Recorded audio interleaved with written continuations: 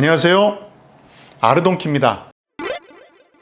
제가 이번에 어떤 권위 있는 컨텐츠 대상의 심사를 하게 됐습니다. 이 시상식은 드라마만을 대상으로 하는 것은 아닙니다만 이 심사를 계기로 먼저 개인적으로 올 상반기 드라마를 한번 정리해 보려고 합니다. 자, 여러분은 올 상반기 어떤 드라마에 가장 높은 점수를 주시나요? 그리고 상반기 최고 남녀 연기자는 누구라고 생각하십니까?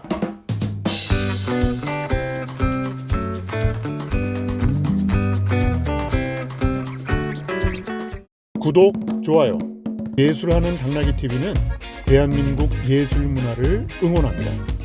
2024년 상반기에 방영된 드라마는 모두 25편입니다. TVN이 7편으로 제일 많이 방송했고 JTBC가 6편, MBC와 KBS가 각 4편을 방송했고요. SBS는 3편으로 제일 적게 방송했습니다. 2022년에 재벌집 막내 아들로 빅히트를 기록한 JTBC는 작년에도 흥행작을 많이 냈지만 올해는 아직 잠잠합니다. 대신 MBC와 TVN에서 흥행작들이 좀 나왔습니다. 그리고 SBS는 작년에 이어 올해도 좀처럼 히트작을 내지 못하고 있습니다.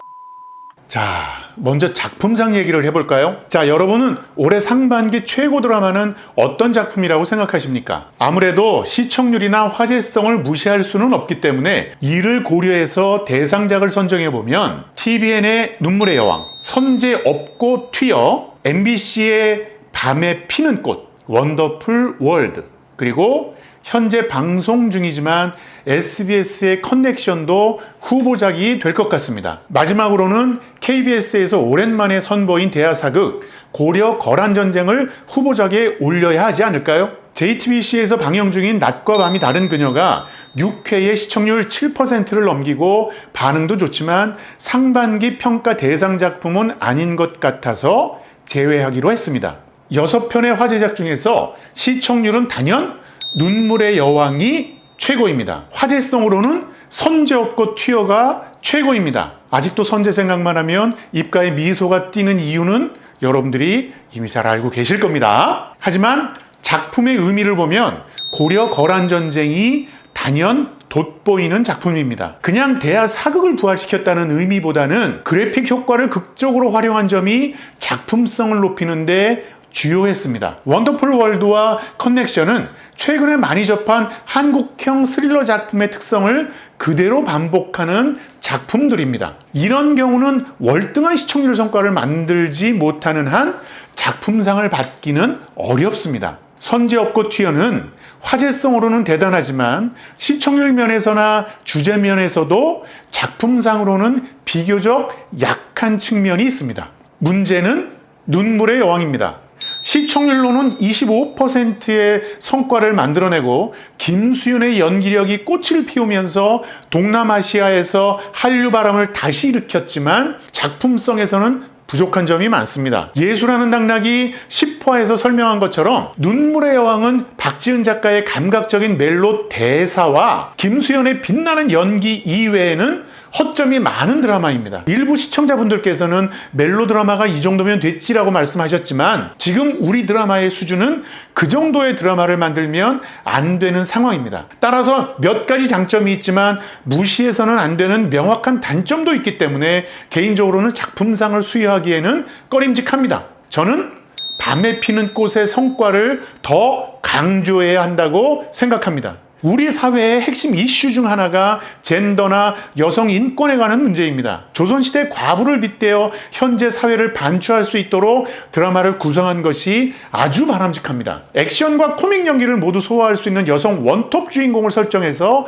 블랙 코미디 장르로 시대를 풍자하는 것은 작가의 독특한 능력이라고 판단합니다. 클라이맥스까지 끌고 가는 메인 갈등과 그 과정에서 다양한 에피소드를 가미하면서 스릴러의 색깔을 끈기 있게 유지하는 것도 작가와 연출자, 연기자의 앙상블이 잘 이루어진 성과라고 평가합니다. 그러니까 주제와 시대 정신, 드라마투르기와 연출, 연기의 앙상블이 모두 절묘하게 조화를 이룬 작품이면서 시청률도 18%를 넘겨 끝냈다는 것은 좋은 재료로 미슐랭 음식을 만들지 못한 눈물의 여왕과 비교 평가되어야 한다고 생각합니다. 그래서 작품상은 밤에 피는 꽃이라고 생각합니다.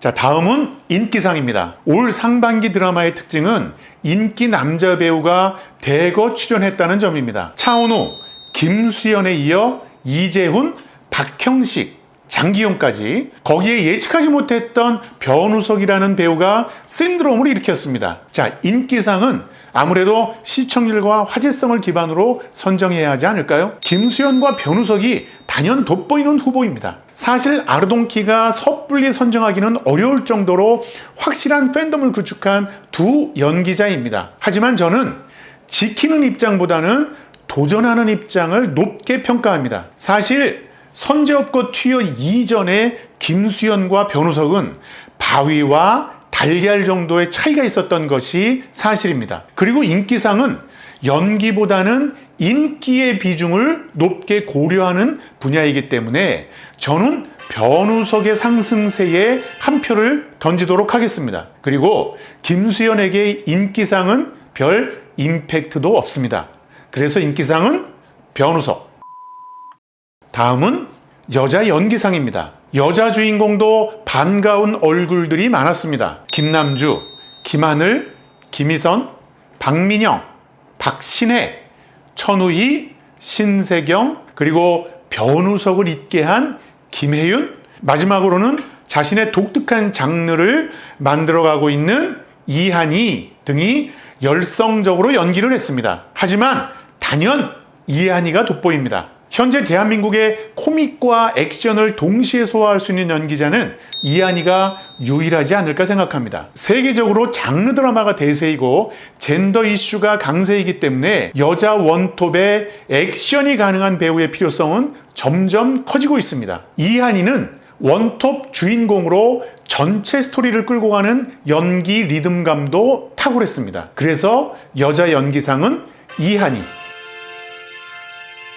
다음으로는 남자 연기상입니다. 이 분야가 가장 치열하고 아주 쟁쟁합니다. 개인적으로 생김새와는 잘 어울리지 않는다고 생각하지만 왕역할을 가장 잘 소화하는 최수종, 자타공인 올 상반기 최고 멜로 배우인 김수현, 디테일의 장인인 조정석, 한국형 스릴러를 탄탄하게 구축하는 데 1등 공신인 지성, 수사반장을 10%로 끌어올린 이재훈, 용감하게 연기 변신에 도전하고 어느 정도 성공한 차은우, 그리고 문짝남의 대표 주자가 된 변우석, 이렇게 6명을 대상으로 고민했습니다. 일단 조정석의 디테일과 이재훈의 성과도 이번 작품들 수준으로는 연기상 후보에서는 제외하는 게 맞다고 봅니다. 그리고 아무리 세계적인 팬덤을 가지고 있는 대단한 차은우라고 해도 이번 연기 변신의 성과로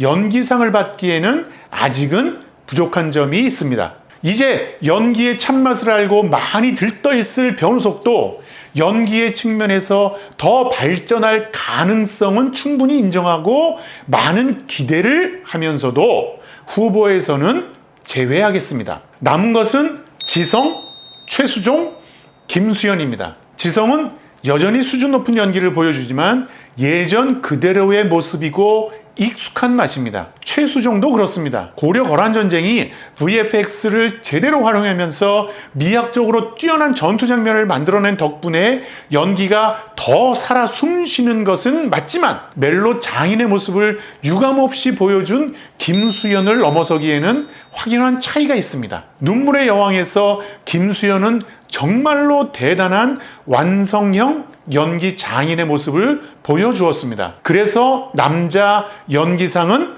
아주 기쁘게 김수현에게 수여하도록 하겠습니다. 자, 어찌 보면 올 상반기 연기 대상에서 가장 관심 가는 부분이 아닐까요? 자, 마지막으로 베스트 커플상입니다. 여러분은 어느 팀이 받아야 한다고 생각하십니까?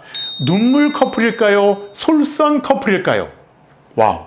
어떤 커플에게 돌아가든 김수현과 변우석 둘 중 한 명은 이관왕을 기록하게 되겠네요. 끝! 구독, 좋아요.